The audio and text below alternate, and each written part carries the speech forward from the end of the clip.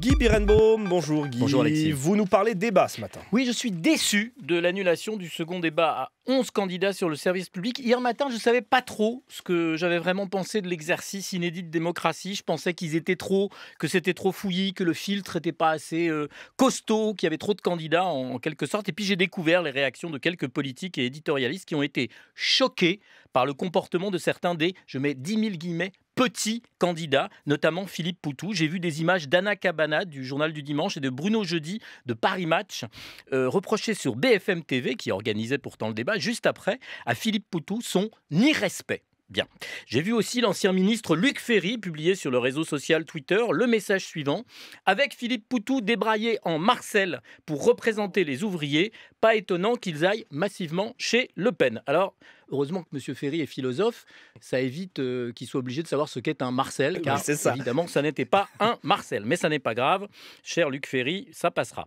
Alors, ces propos méprisants, tenus par des gens pourtant intelligents, montrent mieux que des heures d'analyse sociologique que la lecture de l'œuvre intégrale de Pierre Bourdieu, la coupure, le gouffre, le grand canyon qui sépare désormais une grande partie des Français et une bonne partie de l'élite journalistique et politique, sans compter que l'audience du débat, plus de 6 millions de téléspectateurs, montre qu'il y avait une grande attente.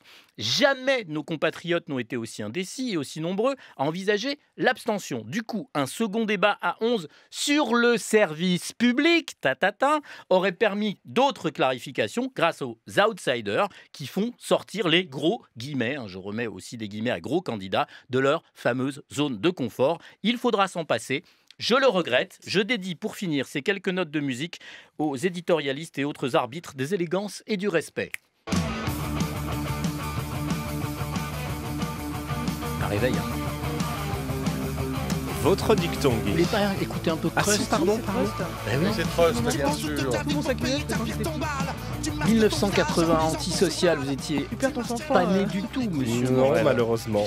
À la Saint-Marcelin de ce deuxième débat, me voilà orphelin. Merci beaucoup. Et à la Saint-Marcelin, pas de quoi en faire un fromage? Non, ça passe pas. C'est le Roquefort qui dit au camembert tu pues, il y a ça aussi.